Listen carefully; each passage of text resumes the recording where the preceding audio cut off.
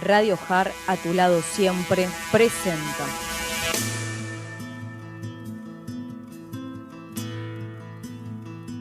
Al escritor e investigador en física cuántica, Juan de Dios Carrascosa. Creador del programa La Verdad te hace libre.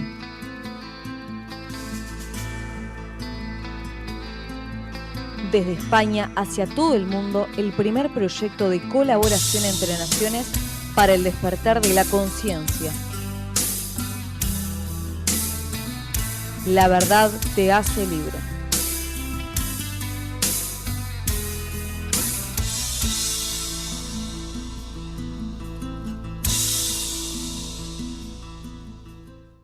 Muy buenos días, Argentina. Saludos a todos los oyentes de Radio Jar, a tu lado siempre. Feliz día desde España, ciudadanos del mundo. Soy Juan de Dios Carrascosa, creador del programa La Verdad te hace libre.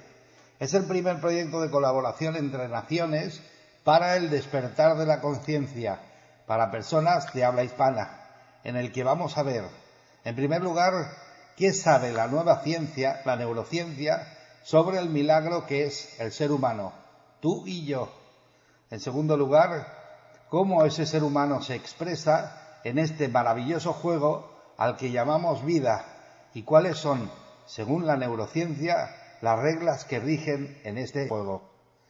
Y en tercer lugar, para materializar nuestros sueños en nuestras vidas, todos sabemos que necesitamos una buena herramienta. Por ello, ¿qué vehículo económico podemos utilizar para poder vivir una vida tranquila, abundante y feliz, haciendo lo que nos apasiona?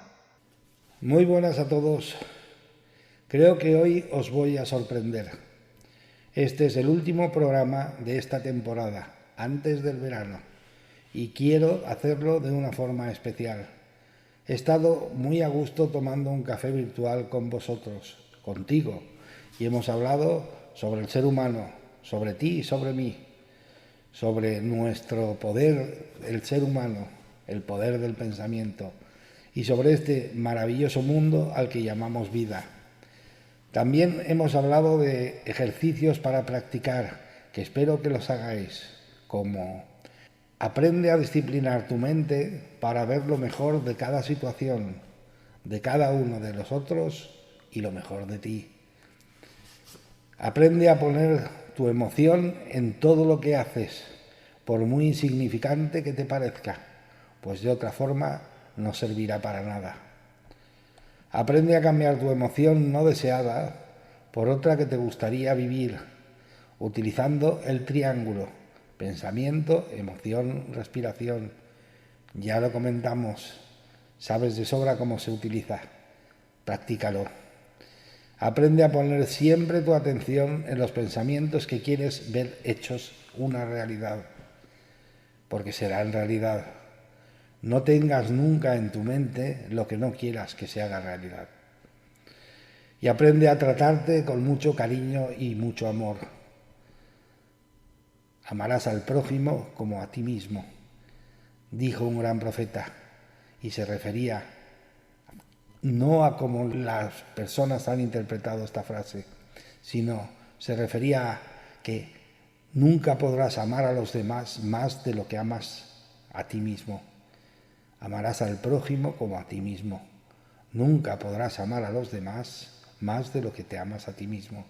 Si quieres amar a tus hijos más, ámate a ti mismo más. Si quieres amar a tus seres queridos más, ámate a ti mismo más. Espero que sigas practicándolos, aunque no nos veamos hasta marzo. El tiempo corre a tu favor si lo sigues practicando. Pero ahora vamos con el tema que nos ocupa hoy. No sé si te has dado cuenta que a lo largo del año hay un periodo, una festividad, que siempre me ha inspirado mucho. No podemos negar que es un momento único en todo el año. Es un tiempo en el que la mayoría de personas relaja sus tensiones, suaviza su carácter y cede el espacio a la armonía, la buena fe con los demás. La sociedad se vuelca más en los asuntos del corazón: desapego, caridad, reuniones familiares, comidas de amigos, regalos y sorpresas. Es la Navidad. Y no es por un tema religioso, en absoluto. Lo es por temas del corazón y más concretamente por cómo enfocamos nuestro propio poder interno. Es la época del año en la que nos permitimos bajar de la cabeza al corazón y eso se nota en todo el mundo. Y no es hablar por hablar. Escucha si no esta noticia, ocurrida en las fechas ya hace algunos años. En un 25 de diciembre de 1914, hace ahora 105 años, en la Primera Guerra Mundial, se produjo un hecho más que insólito. En él, los soldados alemanes se enfrentaron a los de los países aliados. Todo comenzó el 24 de diciembre de 1914. La guerra había cumplido algo más de 6 meses y las tropas ya estaban desgastadas. En el frente occidental, en la localidad belga de Ypres, el bando alemán decidió, a pesar de algunos votos en contra de los altos mandos, celebrar la Navidad. Inclusive hay algunos documentos que indican que las tropas germanas decoraron sus trincheras con adornos navideños y que hasta cantaron villancicos que fueron respondidos por las tropas británicas y la de sus aliados de la misma manera. Fue un pequeño alto el fuego que, según indican estos documentos, en algunos lugares duró solo 2 días, en otros se dice que duró hasta inicios del 1915. Los alemanes celebraron la tregua compartiendo sus puros y sus cigarrillos con los soldados de los países aliados. Estaban cansados de la guerra. Me pasaron un paquete de puros y otro de cigarrillos. Yo les di una copia del diario Le Parisien a cambio de una copia del diario alemán, dice una de las cartas de esos soldados que participaron en la tregua. De esta manera, la tregua comenzó el 24 de diciembre de 1914 y se extendió hasta el 25 de diciembre de ese mismo año, momento en el que el balón de fútbol apareció en las manos de los soldados británicos, quienes retaron a un duelo deportivo a los alemanes. Fútbol, fútbol, fútbol. El fútbol es tierra de nadie. ¿Lo puedes creer? No es el mejor de los campos, pero había que hacerlo. Teníamos postes y un balón y 2 equipos. ¿Qué más necesitábamos? Fue una de las cartas de otro de los soldados. El juego se verificó y duró 60 minutos con triunfo para los germanos 3-2. Fue un partido animado con un terreno congelado, sin árbitro. Algunos de ellos reconocieron que debajo de esos uniformes de guerra todos son iguales. Al final, y después del encuentro deportivo, seguían los deseos de amistad de ambas partes, inclusive luego de que regresaran a sus respectivas trincheras. Así, la Unión Europea de Fútbol Asociado, UEFA, celebró el pasado 17 de diciembre una ceremonia para recordar que hace ahora 105 años se cumplió el partido de la tregua y aquel día el fútbol ayudó a parar, aunque fuera un par de días, una guerra que se cobró miles de personas. No me digas que no es un regalo curioso, y justo en estas fechas. No sé lo que tienen estas fechas que hacen que toda la sociedad cambie de forma de estar, aunque solo sea por un periodo de tiempo, como si fuera una tregua en el tiempo. No es que me aparte del tema que hemos estado tratando estos últimos capítulos, por el contrario, sigo hablando sobre el poder del pensamiento o la posibilidad de que se hagan realidad tus deseos.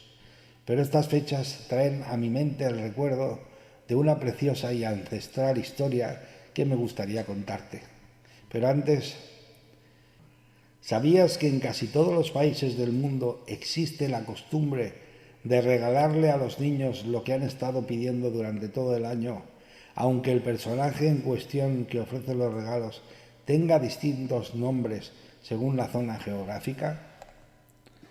Así que existe de una forma o de otra una festividad en la que en ese día a los niños se les obsequia con lo que desean o lo que han pedido. No deja de ser curioso que casi todas las comunidades hayan coincidido en esa tradición, la de ofrecerle a los niños los regalos que nos solicitan. ¿No te parece algo inspirador? ¿De dónde viene esta costumbre? ¿Verdad que sería un tema interesante? ¿No es curioso que en todas las comunidades del mundo ya existiese de tiempos inmemoriales esta costumbre de hacer regalos a los niños independientemente de las corrientes religiosas? ¿Quién sabe? Algunas personas dirán, tal vez, ¿proviene la sociedad actual con tintes consumistas? Lo cierto es que la sociedad consumista ha encontrado un filón en las fiestas de Navidad, sobre todo en lo que se refiere a regalos de Reyes o la festividad en la que los padres, entre comillas, regalan a sus hijos lo que les han solicitado. He estado haciendo algunas investigaciones y puedo afirmar que esta tradición se remonta a tiempos y culturas ancestrales. De hecho, fíjate en la gran variedad de personajes, todos para el mismo cometido: obsequiar a los niños con alguno de los regalos que han solicitado. Sinterklaas, San Nicolás, Países Bajos. La fiesta de San Nicolás, en neerlandés Sinterklaas, se celebra la víspera de San Nicolás 5 de diciembre en los Países Bajos y el día de San Nicolás 6 de diciembre en Bélgica y en algunas antiguas colonias neerlandesas. En menor medida se celebran también Luxemburgo como Clísens, Austria, Suiza, Santi Claus, Alemania, Polonia y en la República Checa como Mikuláš. La figura central de la fiesta es San Nicolás, en neerlandés Sint Nicolaas, de donde deriva la forma popular Sinterklaas, un personaje legendario que trae regalos a los niños el día de la fiesta. Los nombres de Sinterklaas y Ámsterdam vienen unidos desde el año 343. Según la tradición, San Nicolás viene de Alicante, España, y todos los años, desde 1934, excepto en el año 1944, llega a las costas neerlandesas en un barco de vapor. Una vez desembarcado, monta en un caballo blanco llamado Amerigo. Viene acompañado de unos ayudantes pajes llamados Pedritos, Pedro el Negro, que lanzan unas galletitas especiadas a la gente. Se trata de una de las tradiciones más importantes de los Países Bajos. La llegada en barco de Sinterklaas se retransmite en directo por la televisión nacional neerlandesa, tanto por ondas como por internet. La bruja Befana, Italia. La Befana o Strega Befana es una figura típica del folclore italiano. Su nombre deriva de la palabra Epifanía, a cuya festividad religiosa está unida la figura de Befana. Pertenece, por tanto, a las figuras folclóricas repartidoras de regalos vinculadas a las festividades navideñas. La leyenda sostiene que la Befana visita a los niños la noche anterior de la Epifanía, 6 de enero, para rellenar los calcetines colgados a tal fin por los niños. Esa noche, si han sido buenos con caramelos y chocolates, y en cambio, si han sido malos, de carbón, formado en realidad por dulces de color y forma parecida al carbón. A menudo la Befana es descrita como una anciana que vuela sobre una escoba o incluso como una bruja clásica, con su gorro cónico escoba y verrugas en la nariz. A diferencia de la bruja, suele estar sonriente y tiene una bolsa o un saco lleno de dulces y regalos, pero también de carbón. La Befana se ha convertido incluso en un referente temporal de la expresión italiana va a llegar hasta Befana. Según el cuento popular, los Reyes Magos de camino a Belén para llevar a sus presentes al niño Jesús, al conseguir encontrar el camino correcto, pidieron ayuda a una anciana. Esta los atendió, le regaló dulces y entonces pidieron que los acompañara en la búsqueda del niño Jesús. A pesar de la insistencia de estos para que les siguiese en su visita al pequeño, la mujer no salió de casa para acompañarlos. Más tarde, al arrepentirse de no haber ido con ellos y tras preparar un cesto de dulces, salió de la casa y se puso a buscarlos sin conseguirlo. De esta forma, paró en cada casa que encontraba a lo largo del camino, dando chucherías a los niños que encontraba con la esperanza de que alguno de ellos fuese el pequeño Jesús. Desde entonces vagaría por el mundo haciendo regalos a todos los niños para hacerse perdonar. Ded Moroz y su nieta Snegurovka, Gran Pafos, Rusia, también conocido como Ded Moroz, en ruso Ded Moroz, Ded Abuelo Moroz, el hada, personificaba una fuerza de la naturaleza durante la era precristiana para los eslavos orientales. Aparece en la forma de un anciano con una larga barba gris que se pasea a través de los bosques y campos dando golpes con su poso, vara mágica, causando fuertes heladas. El prototipo para Ded Moroz es una deidad eslava, el señor del invierno, el frío y las heladas. Según una de las versiones, Moroz es el hijo de los dioses Veles y Mara. La traducción literal del nombre es abuelo frío, con variaciones como abuelo hielo o abuelo de las nieves, entre otras. La Navidad fue abolida por los soviéticos, pero siguió siendo celebrada en privado para muchos y fue recobrando importancia desde la caída del régimen en 1990. En la última década, siglo XX, se adoptaron numerosas modas occidentales, incluyendo el navideño Santa Claus, pero a partir del año 2000 empezaron a recuperarse las tradiciones eslavas autóctonas y Ded Moroz ocupó su antiguo lugar, imitando la mercadotecnia de su rival occidental, al punto de ser considerado como el Santa Claus de los rusos. Ded Moroz, un vecino o pariente disfrazado, llama a la puerta con su vara e irrumpe en la cena familiar pidiendo a los niños que le canten o reciten un poema si quieren recibir un regalo. Su ayudante para dar regalos a los niños por Nochevieja es su nieta Segurukova, la doncella de nieve.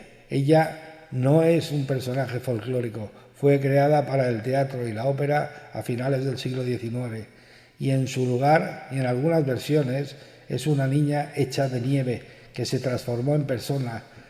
Su transporte es una troika con 3 caballos blancos. Olentzero, Navarra y País Vasco. Olentzero, Olenzaro o Olanzaro es un personaje navarro de la tradición navideña vasca.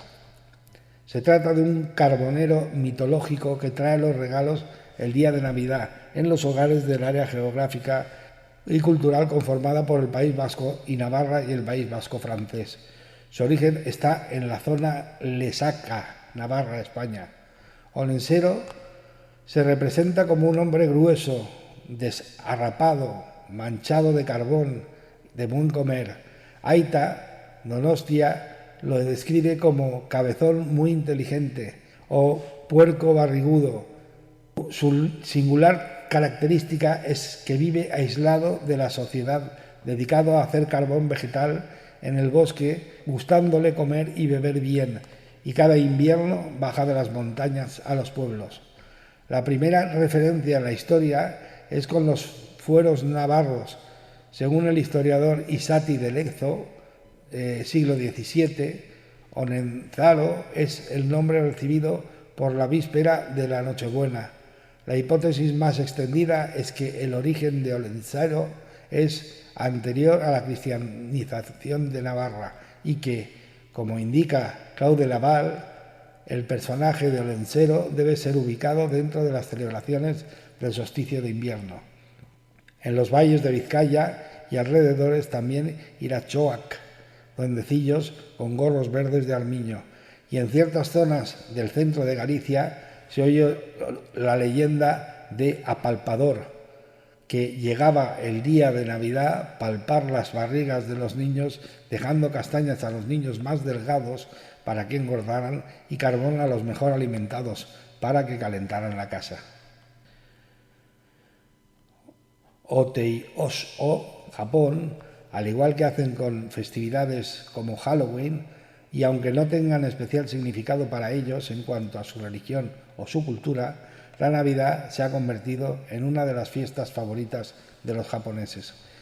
Japón es un país que destaca por adoptar costumbres del mundo occidental y adaptarlas a su calendario festivo.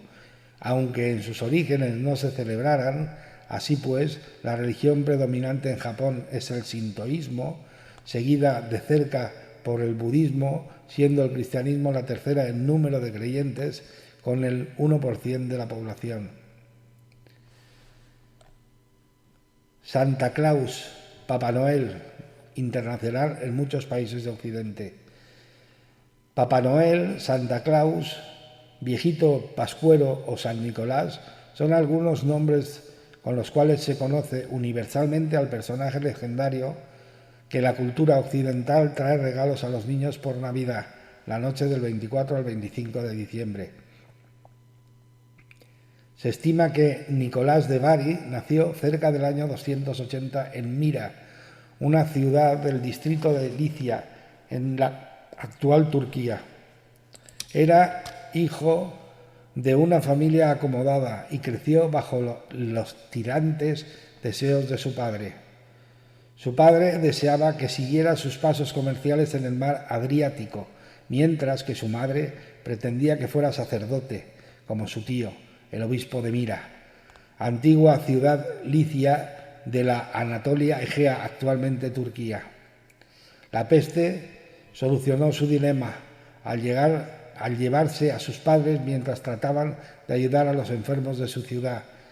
El muchacho, conmovido por la desgraciada situación de su gente ante semejante enfermedad, repartió sus bienes entre los necesitados y partió hacia Mira para vivir con su tío y ordenarse sacerdote, cosa que logró a los 19 años.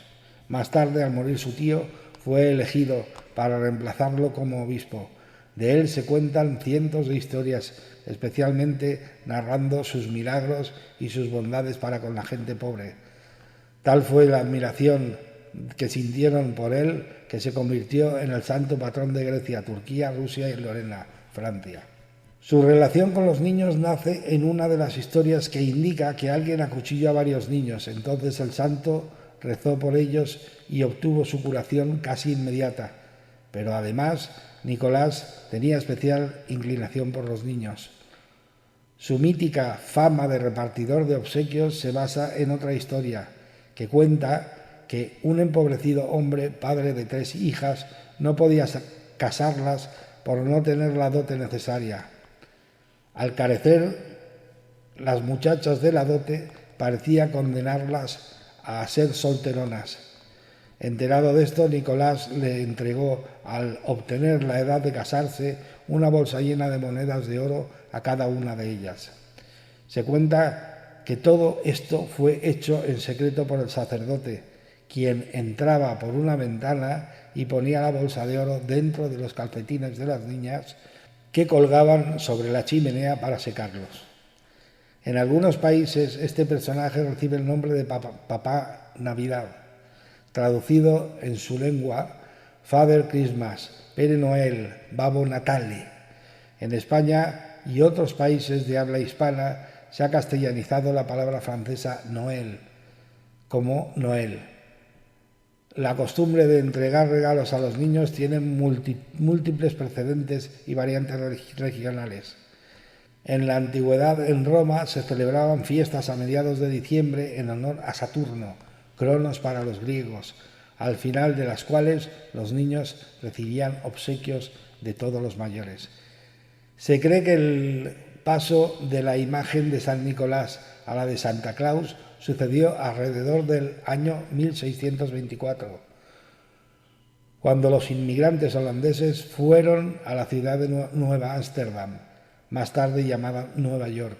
Obviamente llevaron con ellos sus costumbres y mitos, entre ellos el de Sinterklaas, a su patrono, cuya festividad se celebraba en Holanda entre el 5 y el 6 de diciembre. En 1809 el escritor Washington Irving escribió una satírica Historia de Nueva York en la que deformó al santo holandés Sinterklaas en la burda pronunciación angloparlante de Santa Claus. Más tarde, el poeta Clement Clarke Moore publicó en 1823 un poema donde dio cuerpo al mito de Santa Claus, basándose en el personaje de Irving.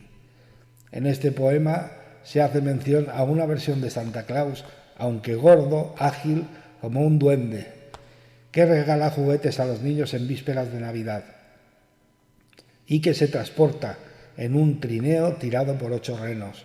Aún no incluye a Rudolf o Rodolfo. Posteriormente, hacia 1863, adquirió la actual fisonomía de gordo barbudo bonachón con la que más se le conoce.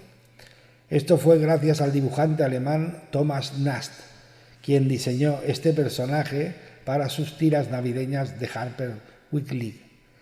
Allí adquirió su vestimenta y se cree que su creador se basó en las vestimentas de los obispos de viejas épocas para crear este San Nicolás, que en ese momento ya nada tenía que ver con San Nicolás de Mira. A mediados del siglo XIX, el Santa Claus estadounidense pasó a Inglaterra y de allí a Francia, donde se fundió con Bohome Noel. El origen de Papá Noel, quien tenía parecido físico a Santa Claus, pero vestía de blanco con vivos dorados. Igualmente, a finales del siglo XIX se crearía, a partir de un anuncio estadounidense de la Lomen Company, la tradición de que Papá Noel procedería de Polo Norte y se popularizarían completamente los renos navideños como medio de transporte de Santa Claus.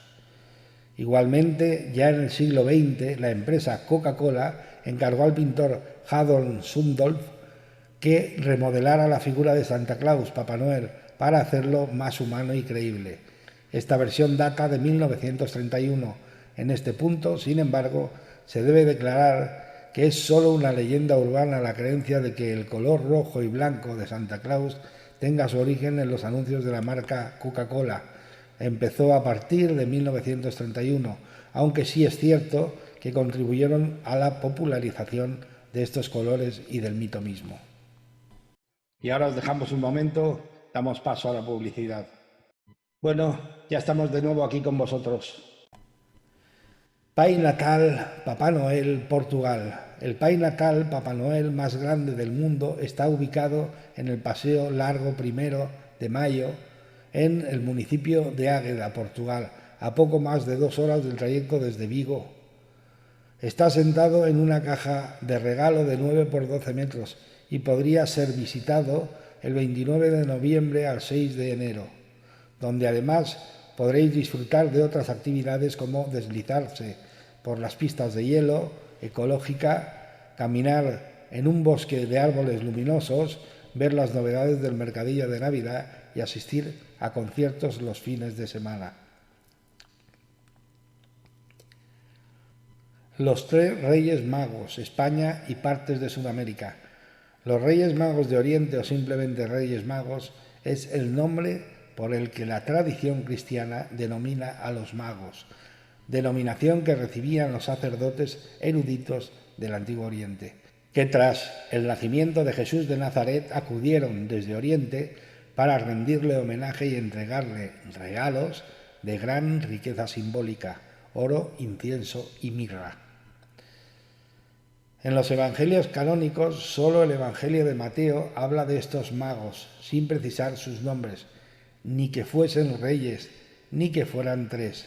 Fue en el siglo III después de Cristo cuando se estableció que pudieran ser reyes, ya que hasta entonces, por sus regalos y las iconografías que los representaban, tan solo se consideraba que eran personajes pudientes. Fue también en ese siglo cuando se estableció que su número eran 3, uno por regalo, ya que hasta entonces habían dibujos con 2, 3 o 4 magos, e incluso la Iglesia Ortodoxa Siria y la Iglesia Apostólica Armenia aseguraban que eran 12, como los apóstoles y las 12 tribus de Israel. Los nombres actuales de los 3 reyes magos, Melchor, Gaspar y Baltasar, aparecieron por primera vez en el conocimiento mosaico de San Apollinare Nuovo, Rávena, que data del siglo VI después de Cristo, en el que se distingue a los 3 magos ataviados al modo persa, con sus nombres encima y representando distintas edades. Aún tendrían que pasar varios siglos hasta el siglo XV después de Cristo para que el rey Baltasar aparezca con la tez negra y los 3 reyes, además de representar las edades, representasen las 3 razas de la Edad Media. Melchor encarnaría a los europeos, Gaspar a los asiáticos y Baltasar a los africanos. En España, a partir del siglo XIX, se inició la tradición de convertir la Noche de Reyes, noche anterior a la Epifanía, en una fiesta infantil con regalos para niños a imitación de lo que se hacía en otros países el día de Navidad, en homenaje al santo oriental San Nicolás. Fue en 1866 cuando se celebró la primera cabalgata de Reyes en Alcoy, tradición que se extendió al resto del país posteriormente y a otros países, especialmente a países de cultura hispana. La palabra mago proviene del persa magusa, que significa sacerdote. Llegó al griego como magos, plural, mayo maig, refiriéndose a una casta de sacerdotes persas o babilónicos que estudiaban las estrellas en su deseo de buscar a Dios. Del griego pasó al latín como magus, plural magui, de donde llegó al español mago.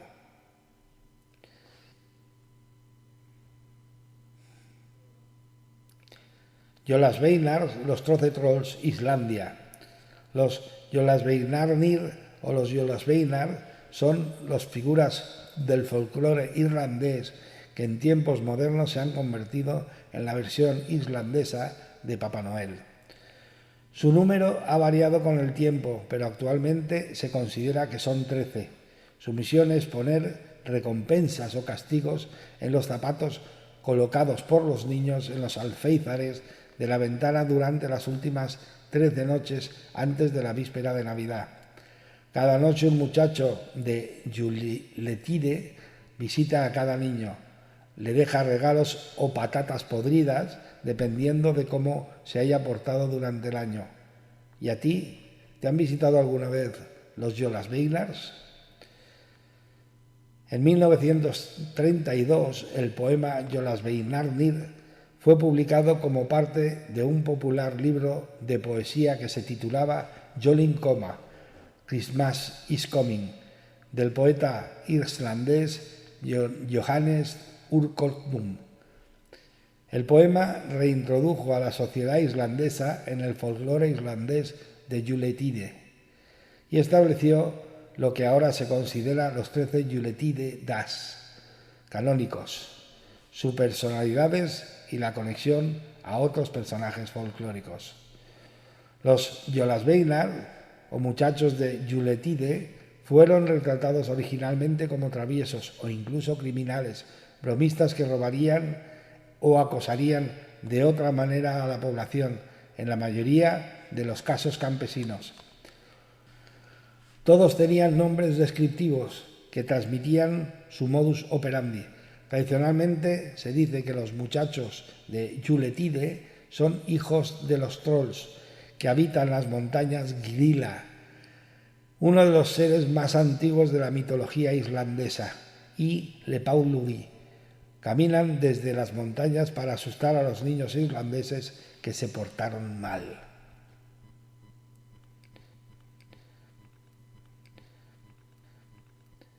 Christkind, el Niño Jesús, Alemania, Austria y Suiza. Christkindl es un personaje mitológico alemán que trae regalos durante la Navidad. El nombre Christkindl es una pronunciación incorrecta del nombre en alemán. El nombre correcto en alemán es Christkindl, Christkindlegen o bien Christkindl, y está derivado del término antiguo Christkindl, que fue introducido por los protestantes por rechazo a la forma romana del culto católico de los santos y por lo tanto el culto a San Nicolás, siendo reemplazado con una alta probabilidad por Martín Lutero, de forma explícita para desalentar a la figura de San Nicolás. Fue adoptado en las regiones católicas de Alemania durante el siglo XIX. Todos los nombres alemanes que cuentan con referencias al Niño Cristo se refieren al Niño Jesús. El Niño Cristo, Christkindl o Christkindle, es el personaje que tradicionalmente trae los regalos en Alemania, Suiza, Austria, Liechtenstein, sur de Polonia, Alta Silesia, norte de Italia, Tirol del Sur, República Checa, Eslovenia, parte de Eslovaquia y parte de Croacia. En Alemania, desde la década de los años 1990, Christkindl tiene una competencia cada vez mayor por parte de Weihnachtsmann, la versión estadounidense de Papá Noel. Generalmente, Christkindl es representado como un niño con el cabello rubio y alas de ángel. Martín Lutero lo pensó como una representación de Jesús encarnado en un niño. La forma Christkindl es una adaptación al inglés.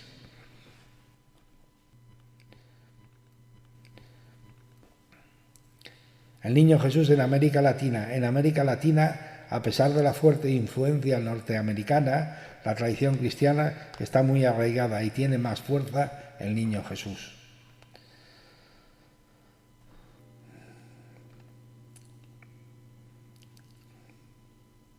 Hanukkah, fiesta de las luminarias, Israel. Hanukkah, también conocida como la fiesta de las luces o luminarias, es festividad judía que conmemora la rededicación del segundo templo de Jerusalén y la rebelión de los macabeos contra el imperio seleucida.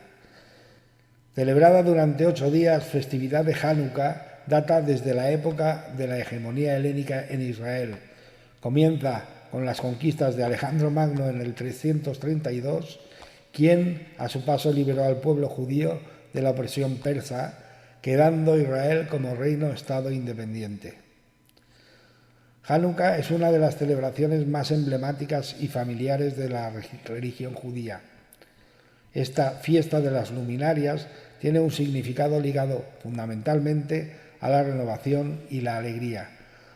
Durante 8 jornadas, Hanukkah evoca la victoria hace 22 siglos de los macabeos sobre el ejército seleucida, que culminó con la recuperación del gran templo de Jerusalén. Según la creencia, en el templo ocurrió un milagro.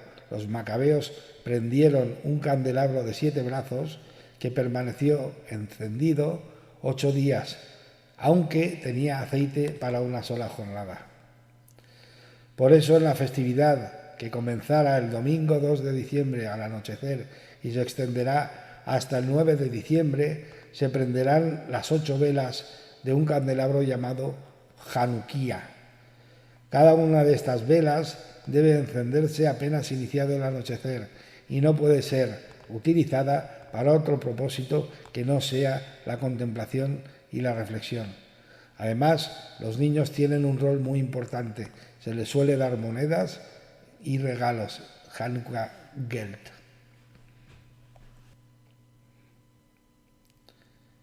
Los Krampus y diablillos vigilantes de los niños, Austria. Krampus nació antes de la era del cristianismo. es un ente muy antiguo. Por siglos ha representado un equilibrio entre la luz y la oscuridad, armonizando así esa lucha entre el bien y el mal.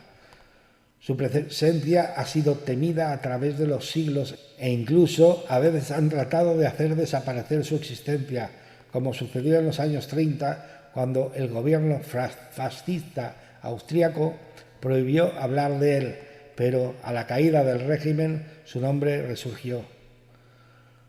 Como todo famoso, Krampus ya tiene su séquito de fanáticos por todo el mundo, especialmente en Austria, quienes durante las fechas navideñas se disfrazan del monstruo y comienzan a perseguir a la gente, una práctica que ya es una tradición en la región para entretenimiento familiar. Este ser con cuerpo peludo, cuernos retorcidos como cabras, patas similares a las de un fauno y una cabellera negra, una cara diabólica, nació en alguna parte de los países alpinos. Para todos los niños traviesos que se hayan portado mal, para aquellos que desobedecieron a sus papás, los que sacaron malas calificaciones y no se lavaron los dientes, cuidado.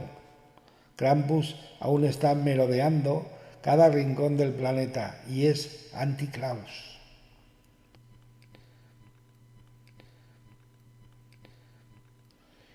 En Sudamérica, en particular en Uruguay, existe una tradición asociada a las fiestas navideñas. Se trata del Judas, un muñeco creado por los niños para quien piden dinero en la acera a los pasantes, dinero que aprovecharán para comprarse golosinas. La arenga clásica es: ¿me das plata para Judas? Este muñeco está hecho de paja y hojas secas y vestido con ropas viejas, al igual que Lluviena se quemará el 31 de diciembre representando el fin de año.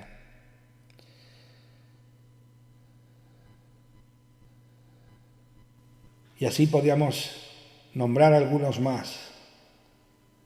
Me gusta pensar que puede que sean vestigios de alguna tradición mitológica ancestral, de alguna civilización desaparecida que se ha transmitido de forma oral, de abuelos a padres y de padres a hijos, y quizá puede que esconda algún maravilloso mensaje para que los niños la recuerdan siempre.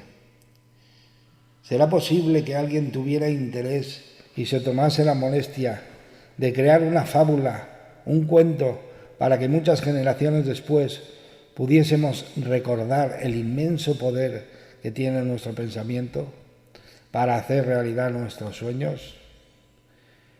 No sé si esto pueda ser real, pero a mí me encanta creerlo así.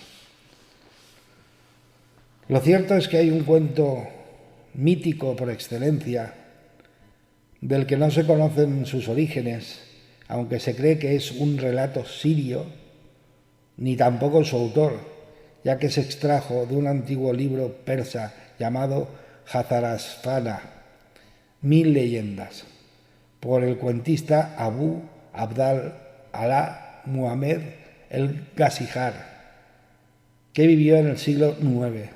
Entre 1709 y 1710 fue traducida e incorporada a las 1001 noches por el traductor francés Antoine Galland, quien la oyó de un cuentista sirio de Alepo, un investigador maronita llamado Yohema Diab Hana, quien en 1709 la llevó a Francia en compañía de Paul Lucas, un célebre viajero francés. ¿Lo has adivinado? Se trata de Aladino, hoy más conocido como el cuento de Aladino y la lámpara maravillosa. Aunque está ambientada en personajes y paisajes árabes, se considera que en realidad no se refiere a pueblos árabes ni persas, sino más bien del lejano oriente. ¿Quién no conoce la historia de Aladino y su lámpara? Un niño pobre, embaucado por un malvado brujo para que le ayudara a conseguir una lámpara de aceite maravillosa. Engañado por por fin Aladino escapa y descubre el grandioso poder que hay en el interior de la lámpara, un genio ligado a él, desde que es invocado al frotar dicha lámpara y desde ese instante que le concedería cualquier deseo que tuviese. Aquí he de hacer una pequeña aclaración y consiste en que en sus principios no existía el conocido límite de los 3 deseos, ya que eso fue añadido posteriormente al cuento. Encontrado nuevamente por el brujo y debido al descuido y a la falta de sinceridad de Aladino con su amada esposa, la princesa Badabulbul, quien desconocía la importancia de la lámpara, el siniestro brujo, por medio del engaño, al presentarse como comprador de cacharros viejos, se hace de nuevo con la vieja lámpara. Después de darse cuenta de su error, de no haberse sincerado con su amada esposa, la princesa Badabulbul, por miedo a perderla y de muchas peripecias, ayudado por un mago menor, el genio del anillo, recupera a su esposa, la princesa, y la lámpara, engañando al viejo y malvado brujo. Para mí, el cuento de Aladino retrata con gran claridad, mimo y cuidado el maravilloso don que todos poseemos, el poder de nuestro pensamiento, de nuestras creencias, de nuestras emociones, al que llegaremos por medio del conocimiento y de la comprensión, virtudes encarnadas por el personaje principal, Aladino. Por otro lado, el desconocimiento trae consigo el miedo, la inseguridad, la desconfianza de lo que está por venir, de lo incierto, y estas sensaciones están claramente representadas y tratadas magistralmente en el personaje del viejo y malvado brujo. Nuestro poder del pensamiento, el poseer la capacidad de imaginar, de soñar, de diseñar con imágenes, de visualizar la vida deseada y la posibilidad de pedir conscientemente, está representado en el cuento por el propio Aladino. ¿Y qué representa el genio de la lámpara, quien solo actúa por petición de su dueño, Aladino en este caso?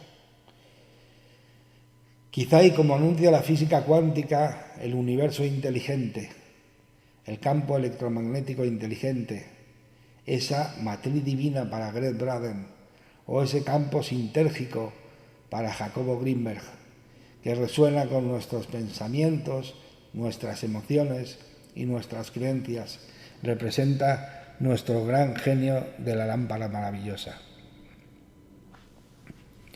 Y date cuenta también que quizá el malvado brujo que se dedica a embaucar al pobre Aladino, ese personaje nos represente cuando dejamos de utilizar nuestro poder de atención correctamente y nos dejamos embaucar abandonándonos por el lado negativo, por el lado oscuro de la vida.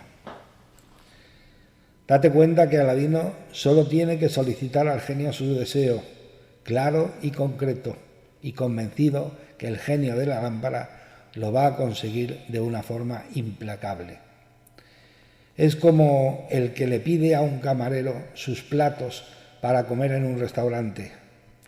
Es evidente que en el encargo nos lo va a traer y no nos cabe ninguna duda de que eso sea así. De igual forma, debemos de solicitar al universo inteligente nuestras peticiones con toda la ilusión de que son una realidad y con toda la certeza de que nos la va a conseguir de una forma inmediata e implacable. Todo está contemplado en este pequeño cuento, el genio de la lámpara de Aladino. Es por ello que me lleno de una enorme satisfacción y alegría al saber que el secreto mejor guardado del ser humano ha llegado hasta nuestros días en todos los pueblos de la tierra por medio de la tradición oral, los cuentos y sus celebraciones. Para mí, y me encanta creerlo así, la fábula de Aladino es la que mejor representa la historia de la humanidad, de cómo funciona este maravilloso viaje al que llamamos vida y sus reglas del juego. Puede que alguna hermosa y ancestral civilización, quizá ya desaparecida, quiso legarnos su conocimiento, su gran tesoro, por medio de una fascinante fábula, el cuento de Aladino y su lámpara maravillosa. Así que ha sido un placer estar con vosotros y os invito a seguirme en el siguiente programa. Un abrazo y nos vemos pronto.